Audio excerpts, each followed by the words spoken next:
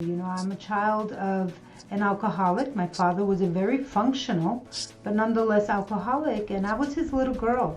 Out of a sibling group of 8, I was the baby Mm. girl, and I knew Oh, that great family. yeah, and I knew that my dad would stop drinking for me. But guess what, Shaun? He never did. The unfortunate reality that successful people, and particularly women of color, women because we're caretakers by nature, women of color because that is what our generational lineage is. Take care of others, right? That we don't always take care of ourselves. Start paying attention to your thoughts. And more Hmm. importantly than your thoughts, start paying attention to what you tell yourself. How you speak to yourself. Oh, I'm clumsy. Oh, I'm tired. Oh, the things we say to Hmm. ourselves. Pay attention to the things you say to yourself.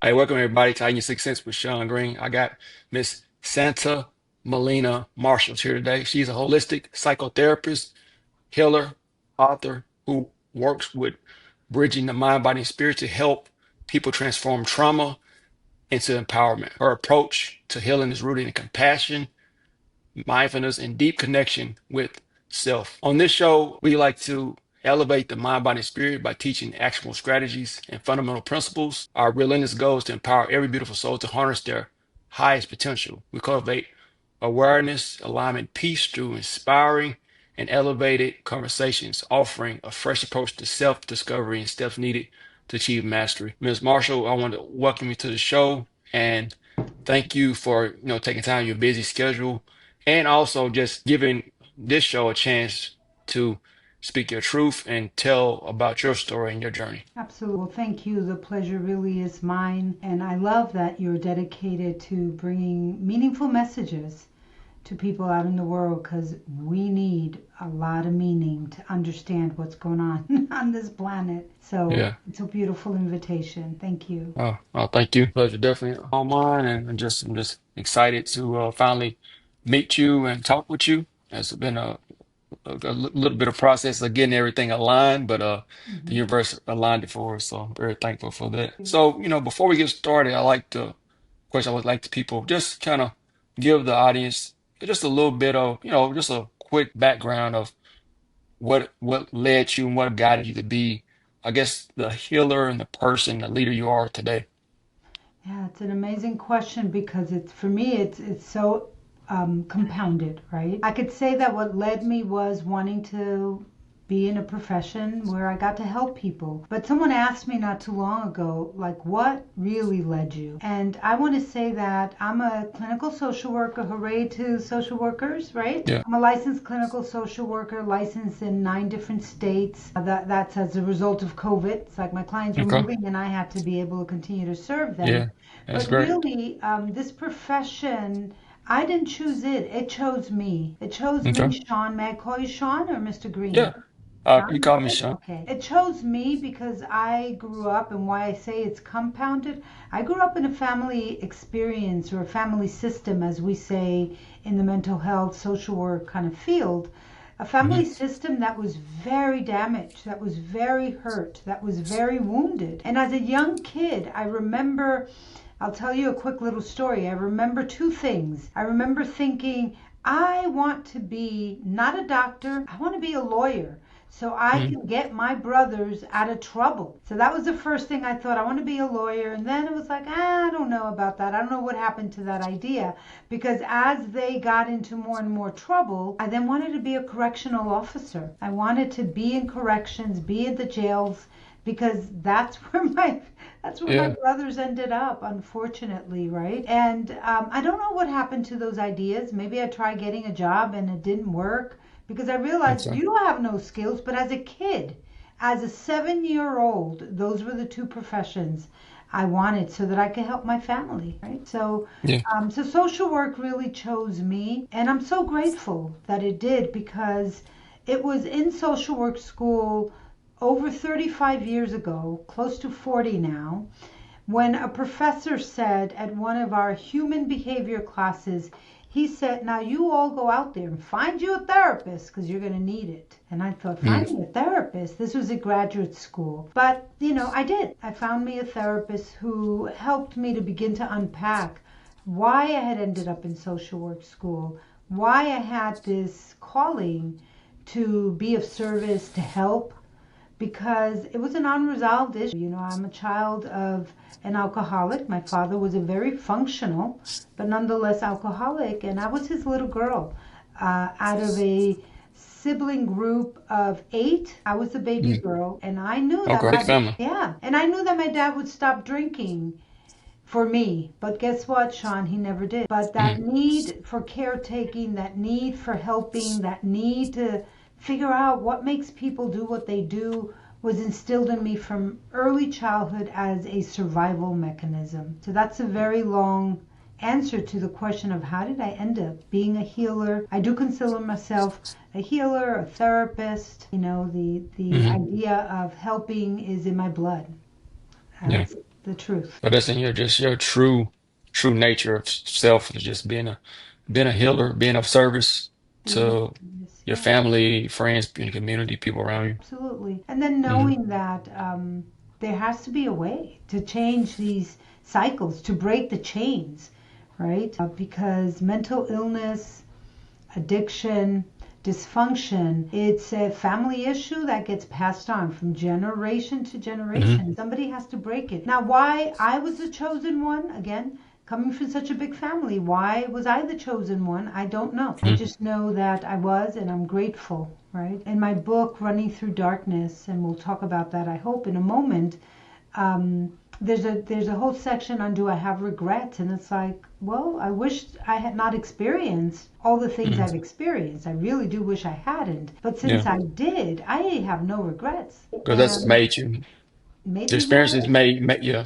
Because you didn't have those experiences, you'll be a different person. I may have just, I don't know what I would have been, right? I may have been an actress, or who knows, right? A Yeah. dancer. I love dancing. But I have no regrets because they have made me who I am today. And I'm Yeah. very happy with who I am. Yeah. So I know we talked about you. You want to talk about your program, the Freedom Reset for Women of Color Leaders. I know it's a 6-month hybrid program, and I just want you to share that with the audience and and tell them all about it. Yes, I am really excited. Thank you for allowing me to speak about it on your show here, Shaun, because I've been, as I said, a social worker for many years. And in the latter part of my work, I've had the opportunity to lead organizations, to support other leaders in organizations. And what I've experienced is the unfortunate reality that successful people, and particularly women, and particularly women of color. Women because we're caretakers by nature.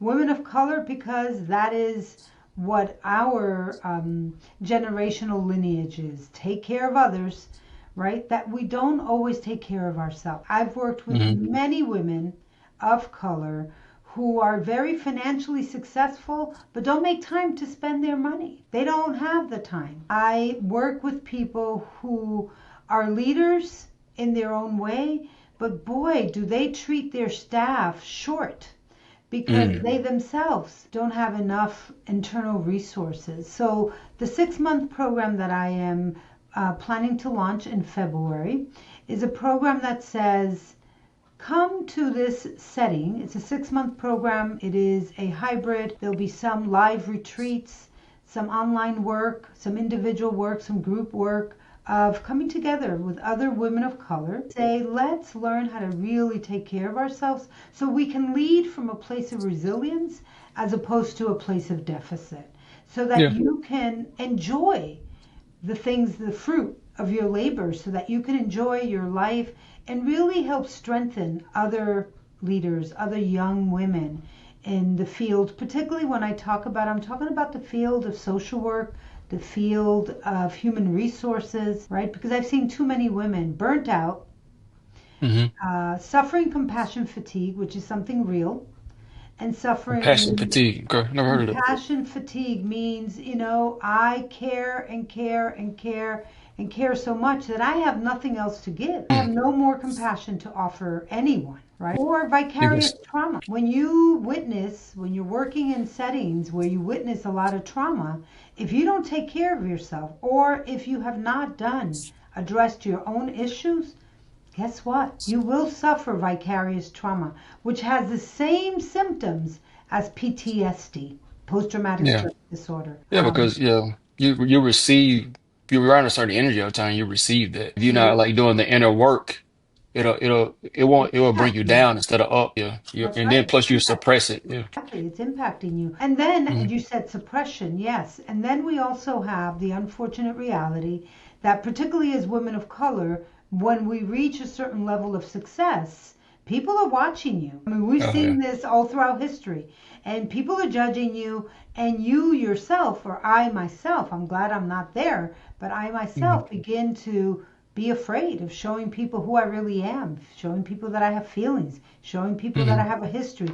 Going back to my book, that's why I wrote Running Through Darkness. I got Yeah. sick and tired of working with people who were trauma survivors themselves, working with trauma survivors, supporting others, but their secrecy was so dense that they would have what I call triggers and flashbacks while Yeah. they were on the workforce Hmm. and afraid to say, Miss Santa or Santa, I just had an experience, I just had a memory, I just had a flashback, because they'd be so afraid that somehow that would make them inadequate in their work. I am tired of seeing black women, women of color in general, suffering in silence and Hmm. leading from that place of deficiency where Yeah. they're empty, right? Where they're losing their, they wonder, why can't I keep a staff? I lead organizations. I was the executive director. I know why we can't keep staff, Hmm. because you're rude, because you're short, because when you are triggered or not feeling well, Yeah. right? Because when you've had a hard time at home because your home is not in order, you come to the office and you take it out on people. Nobody Hmm. wants to be abused or disrespected Yeah. or overseen, right? So this program, the Freedom Reset for Women of Color Leaders, is for women who know that they are successful, maybe financially. They've grown their companies, but they're not happy. They can't date. They can't Hmm. sleep. They've got diabetes. They're Yeah. sad. They drink themselves every night to sleep. Hmm. Right? That's what this program is for. And it doesn't always look that way, Shaun. Some people you can't tell what's happening, but they're Oh not yeah. happy. I want to say you have a right to not only be successful, but you have a right to be happy and enjoy what you're building. An enterprise is only as successful as its leader. And we Hmm. know that. That's true. We know that. We see it, That's true. right? Yeah. So So that's true. what this program is about. So I want to invite anybody who's interested to send me an email. I'm on social media. Connect with me, and I'd be more than glad to share more information. There's a webinar and an ebook that's coming out really soon. And there's also opportunity to help be an ambassador of this program and maybe make some money if you're looking for a way to make some decent money while you're helping others. That's beautiful. First question: many people, they struggle to recognize how trauma manifests in their body. I mean, we kind of just brought that up just a minute ago. What are some struggles? What are some subtle signs that unresolved trauma may still be affecting someone physically or emotionally? Yeah, the subtle signs are not so subtle.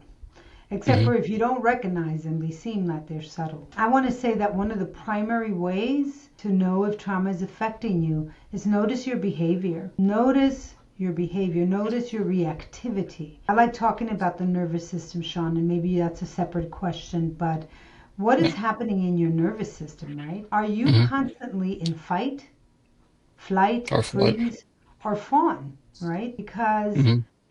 our nervous systems are set up. Our brain releases chemicals. I'm not going to get all biological, but our Yeah. brain releases chemicals that says, fight, flight, or freeze or fawn, Shaun, so you can be safe. And Hmm. when that system goes off, it is intended to keep you safe. And we automatically go into one of those different responses until safety returns. What Hmm. happens with trauma is that it impacts that system, and that system is almost like malfunctioning. So now that system is reacting to what we call triggers. I see Hmm. the red truck where I was raped. I hope I'm not triggering anybody, but I see the red truck where I was raped, my body immediately, my brain releases chemicals into my nervous system that says, Santa, watch the red truck. And Hmm. I am automatically triggered into fight, flight, freeze, or fawn. But the truck is a friendly ice cream truck. It has nothing to do with my trauma. So Hmm. noticing our reactivity, right? Because the triggers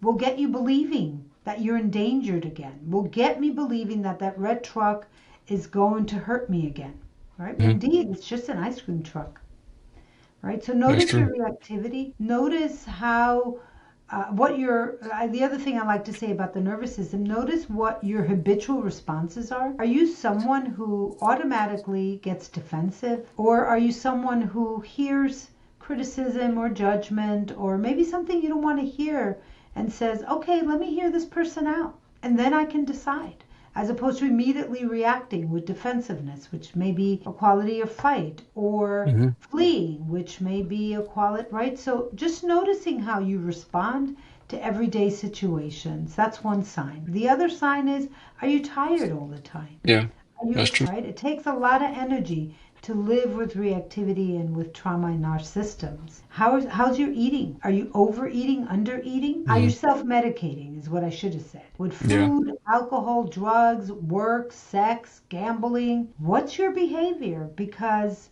everything in moderation, I'm not trying to say don't gamble, don't have good yeah, sex. Please have some good sex, gamble, do whatever, right? Eat good yeah. food. But when you're going overboard, when you're going over what makes sense, you're a diabetic, man. Why are you eating half a pizza pie and 3 gallons of ice cream a week? That's true. I like it because it tastes good or because I'm trying to medicate something, right? So a Hmm. drink once in a while, okay. But if you find so the overdoing is a form of self-medicating, right? The reactivity tells me something's happening in your nervous system that hasn't been addressed. The lack of sleep, right? And the preoccupation. Now, preoccupation could be I get really busy. I get very busy, so I don't have quiet time. And by quiet time, I don't mean meditation time. I mean, I Hmm. cannot stop work. I cannot have a quiet moment because I get uncomfortable, right? That tells you Hmm. something. Why are you afraid of your own silence? Yeah, Like, that's true. what's going to come up in that moment of silence, right? So, paying attention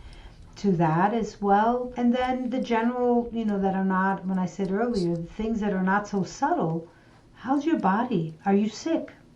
Right? How's your blood pressure? These things, cholesterol, blood pressure, the diabetes, the aches and pains, body, mind, Yeah, spirit is it's connected. it's It's all a all sign for something. all assigned for something, right? It is all assigned for something. And Yeah. then there are behaviors where we want to manage and control everything because, my life was out of control. And this is real. My life was out of control as a kid. It took me some time to realize, guess what? You don't have to try to manage and control everything and Hmm. everyone. Right? So those are some of the signs that I think some of which are subtle and some of which are not so subtle. Yeah. Some of the mental illness diagnoses of depression, anxiety, ADHD, those are signs that something's going on in your system. I'm not Yeah. saying that it's not real. I'm just saying that they're brought upon a disharmony in your system. And that Yeah. disharmony is trauma. Yeah. And so Yeah. basically this disharmony or malfunction, yeah, it's always going to manifest inside or outside the body in some way. Yeah. In your behavior, in your organs, somehow it's going to show up because we're not created to hold trauma for endless period of time. The nervous system was created to respond to a crisis like an animal, right? Respond to the crisis, a crisis is resolved, you get back to your normal life. But when Hmm. we're not resolving the crisis, the trauma Yeah. happens, the event happens, and we take a deep breath and it's like, okay, got to get back to work tomorrow. Okay, I'm going to pretend that day. Okay, let me get drunk. Okay, whatever, however, let me pray on it. And I'm a woman of prayer, don't get me wrong. Yeah. But, praying without action doesn't change it, Yeah. right? Don't do So anything. You just, we have to address the trauma, resolve it, hmm. understand it, heal from it, right? Get support for it so that we are not a victim of it for the rest of our lives. Yeah, that's true. Yeah, I love that. So I know we talked about you were just talking about the nervous system. That kind of that leads really into the next question. It's like, how can mindfulness and body awareness help us regulate the nervous system and move out of the fight, flight, freeze response, which I believe you kind of discussed a little bit just a minute ago. But Maybe you can share a little bit more about that, the thoughts on that. I think that mindfulness, for me at least, in my personal journey as a survivor of traumatic events, mindfulness was the key out, right? That was the place where I could begin to learn how to listen to my body and notice what was happening in my body. Not just being a victim to the consequences and the reactivity and the behaviors, Hmm. but really noticing that if I have control over anything, it's my thoughts. Right. And for someone who's experienced a lot of trauma, I like saying mindfulness, but of course we're talking about meditation, right? It can be Hmm. scary to quiet down and to have memories come back and experiences come back, but being able to slowly begin what I call a meditation practice or mindfulness practice, understanding that meditation doesn't look always like I'm sitting with my cross-legged, holding a particular pose with my hands and Hmm. chanting. Oh, meditation can be I'm in the garden, but I'm being mindful. I like saying you can do dishes and meditate. Are you noticing the water? Are you Hmm. noticing the suds? Are you smelling the smell of the grease or the soap or whatever it Hmm. is, right? It's bringing all your awareness to one spot. Wow, what a sense of being able to have control over yourself. So things Hmm. like that, right? Definitely help you to begin to feel like you have a say on the thoughts Yeah. that you're having and then the emotions. The other thing that's really important in order to work through trauma, you have to be able to be in your body. And again, being in your body doesn't mean you sit there and you just pay attention to every twitch that you're having. Being in your body means engaging in things that create responses in your body. So be active. Are you walking? Are you playing a Hmm. sport, right? Are you doing things that say, are you dancing, right? And then are you noticing how your body responds? After a nice Yeah. strong workout, if you're doing it right, your body is like vibing. It is vibrating, right? And notice that vibration. Tingling, vibrating. Tingling. It's pretty amazing, right? So what things we do that help us to become one with our body are really important. Writing, right? Write out what you need to, what you're experiencing, what you're trying to get out of your system. Nobody has to see it, or you can publish it, or whatever you want to Yeah. do with it. Journaling. Journaling is extremely Hmm. powerful, right? So those are all mindfulness techniques. People hear the word mindful and they think, oh, I'm not going to do yoga. Well, if you don't want to do yoga, do boxing, but pay attention every time you punch that bag. Notice what's Hmm. happening. Notice how it feels, right? So mindfulness is really bringing your mind to one place. How does that help trauma? It helps you to have control over the responses that you're having. So that now when I see the red truck and my body goes, assess for danger, because that's what it's supposed to do, right? It triggers me into saying, ooh, I remember that. I can take a deep breath, which is the other thing about mindfulness. I can take a deep breath and say, okay, assess for danger, Santa. Look around. Remember how old you are. Remember that not every red truck is one that's going to be dangerous. I can do that because I immediately notice whether I'm going into fight, flight, freeze, or fawn. And when I notice that, I Yeah. do whatever it is. I ground, I push my feet into the earth, Grounding and is I good. notice, oh, I am here now. And I just Hmm. went back to when I was 7 in the red truck, right? So, like, mindfulness is the key to wellness. And there's a lot of entry points. You can eat a grape. The first time I went to a meditation class, and someone Hmm. said, you've got 2 raisins there. Eat your raisins like it's the only food you'll ever get. Take your time. It was very interesting to take Hmm. bites out of a little raisin. Mindfulness. I had a meditation teacher who used to say, and this is a little gross, but I'm going to say it. He Hmm. used to say, you need to swallow. How did he say it? He would say, you need to chew your liquids, Hmm. and be mindful of the chewing of the solid foods, right? So can you just chew your liquids and remember that you're not swallowing food whole? In other words, how do we drink? I drink a lot of water. Water is my Yeah. medicine. I learned Okay. years ago, water is my medicine because we're mostly water, right? But that's a whole nother Yeah. conversation. Drink it slow, Santa. I can just guzzle something like slow down, Hmm. right? Give your body a chance to notice that you're putting something in it. Same thing with food. Chew your solids until they become liquids. That's what he meant by drink your food. Like chew it until it becomes liquid. You know how fast I can eat sometimes? When I'm I eat really fast, that tells me something's happening. Where are you going? What's happening? Why aren't you yeah, enjoying your food? What am I, yeah. right? I'm So very bad at I always eat fast. when I used to drive, and this is not a brag, no one should ever do this, but Yeah. years ago I used to drive eating a meal on the phone.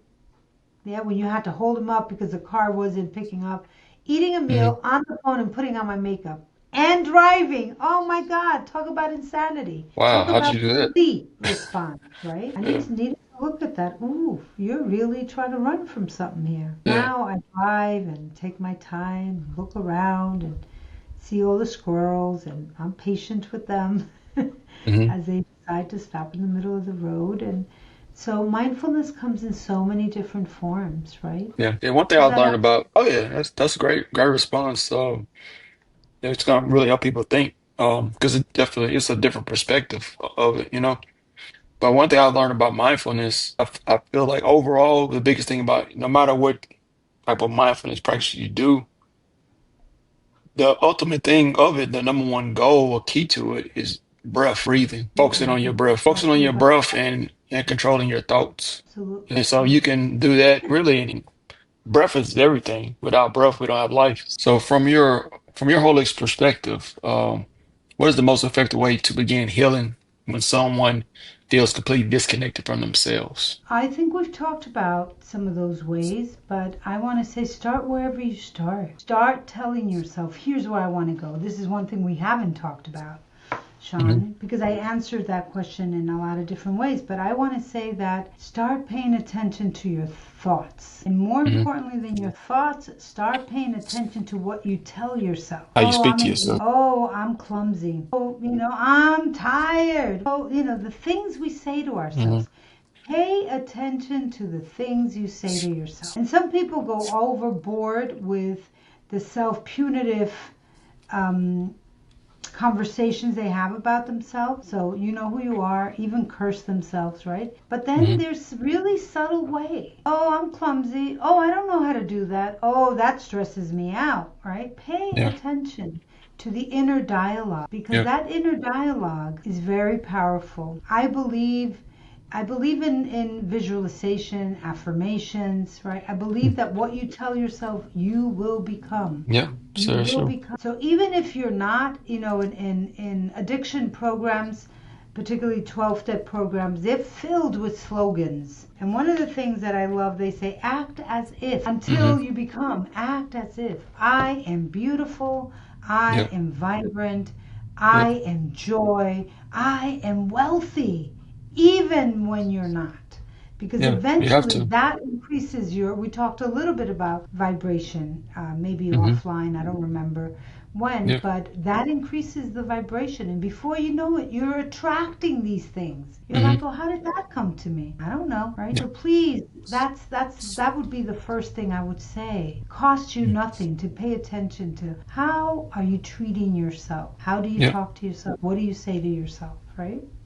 Yeah. And Cause like. also, when you say things to yourself that are not kind, it's okay to apologize to yourself. I know this sounds Hmm. crazy. It's okay for me to say, hey, Santa, I'm really sorry. You're not an idiot. You're such an idiot. You messed that up. No, I ain't. Hmm. I ain't no idiot.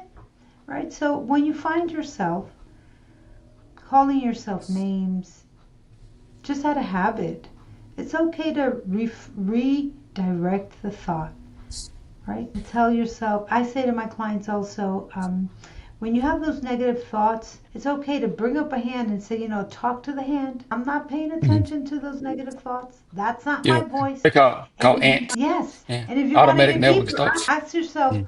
where did that thought come from? Whose thought is that? Who's Hmm. saying that? Yeah. And I bet you'll hear the answer. Oh, that was my dad used to call me a knucklehead, an idiot, or Hmm. whatever, right? Yeah, I'm sorry I'm not letting you say much, Shaun, but you were Oh no, trying to you say something. good.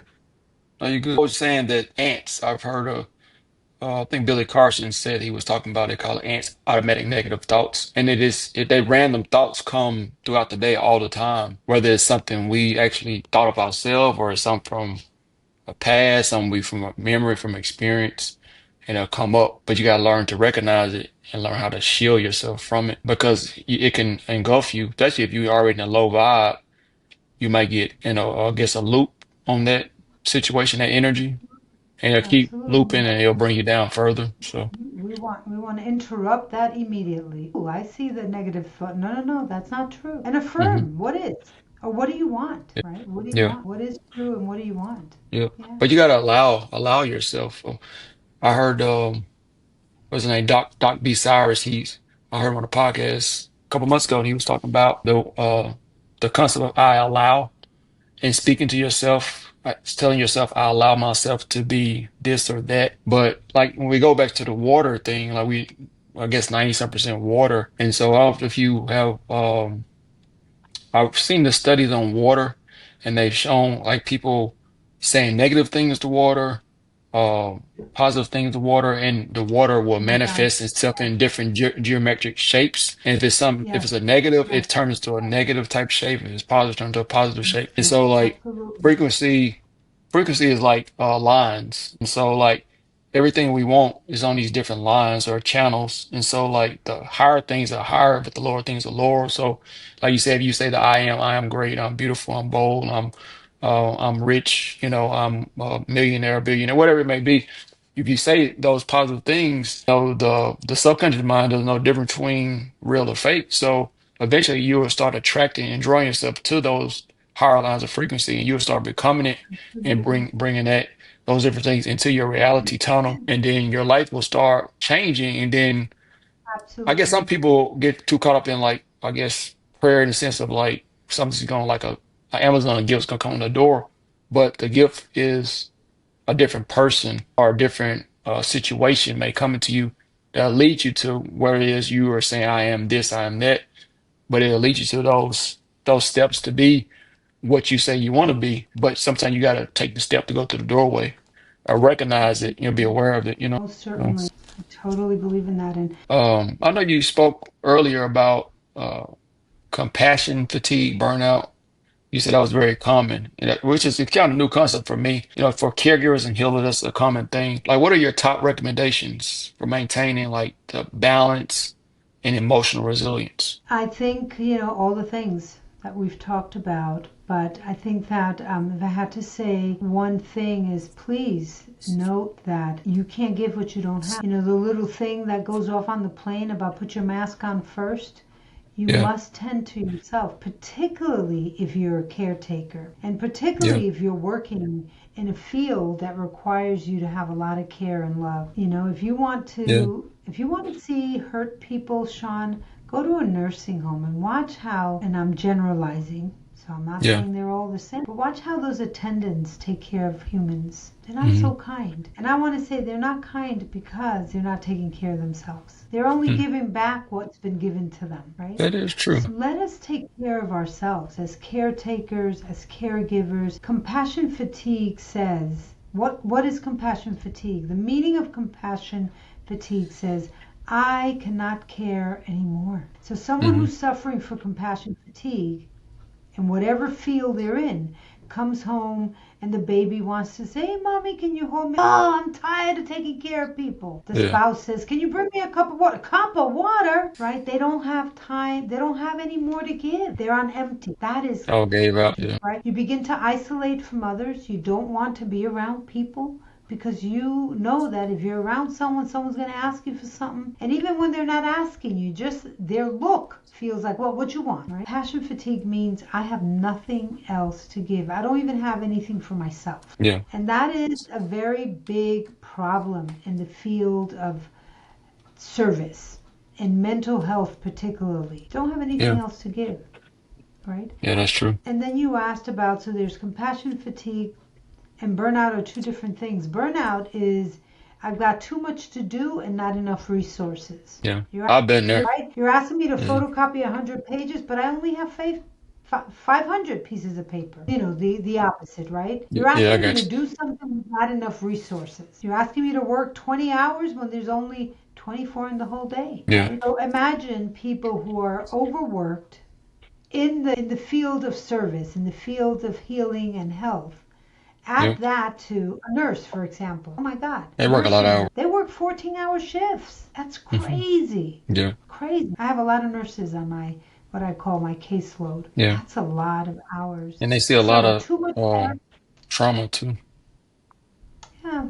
Yeah. So then the other thing I think you asked was, what is secondary trauma? Well, I don't have to experience it for my nervous system to get impacted, right? Constant seeing, Yeah, constant trauma can lead to secondary trauma. yeah, And secondary trauma has the same symptoms as post-traumatic stress. Same yeah, symptoms. I never experienced the assault, but I've seen too many assaults, right? yeah. You've seen So, the end result yeah, of bad situations over and over again. Yeah, exactly. So the answer is, can you please tend to yourself first? Are you in good condition, right? Like with any other job, I like saying, I used to use the example of firefighters. They don't go yeah, into the blazing fire without their gear, right? They yeah, put on a lot of gear before they go in there. And sometimes even with the gear, they get hurt, right? yeah, But if you're doing any kind of healing work or caring for others work, what is your gear, right? Did you meditate? Are you drinking water? Did you sleep? Right? Are you getting enough rest? yeah. Are you saying it's time for me to go? Take a day off, right? Yeah. So the listener is seeking to cultivate daily habits of peace and self-healing. What are like some few simple but powerful rituals or mindset shifts they can start to implement today? Yeah, I think we've talked about so much. So for me, it would be repeating some of those things, right? Put yourself first. Decide that you matter and take care of yourself. Listen to how you talk to yourself and change it. More, Hmm. you don't have to do it all at once. Drink more water, take more breath, take walks in nature. Say yes to life. There's a Go hug a tree. lot. Go Yeah, hug a tree.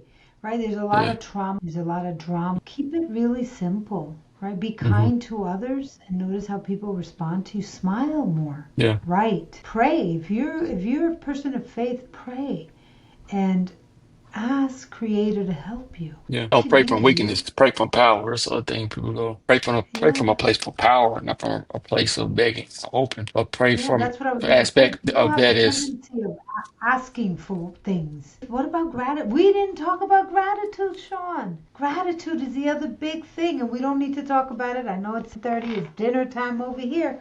But, yeah. gratitude. Let's be grateful. Let's honor Hmm. what we have, take care of the things that have already been given to us, Yeah, right? So, there's so much more I can say, but really the bottom line is listen to this podcast. yeah, Put it on exactly. repeat and go to sleep with it. Listen to all Yeah, these it gems definitely, that we have given you, both I and you, Sean, right? yeah, it Yeah. definitely will change you. It definitely Start elevate you. somewhere. Hmm. Just start It definitely somewhere. will heighten you. Get up tomorrow morning and say, I love Santa. And just like, yes, I love me. Yeah, I'm yeah. awesome. And I'm going to have an incredible day today. And then look for Hmm. that incredible day.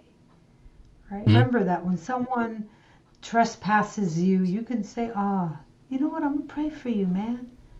I'll pray for Hmm. you, sister. It's okay. Try not to take things personal. We could just talk and talk and talk. Sean, I'm 63 Yeah, going on 64. I have a lot of yeah, experiences. But yeah. what I just thought about was Don Miguel Ruiz. Do you know that man? Don Miguel Mm-mm. Ruiz. He wrote the Four Agreements. You know, Never heard of the that's Four Agreements? crazy. I have that. I got that book a couple years ago from my auntie. Looking back, She I gave shouldn't have done that, but it's on my bookshelf it's now. fine. And I have the book my auntie gave it to me a couple years ago. And God bless my auntie. Now she's going through dementia. She's not, of course, she's not the same Mm. person she once was.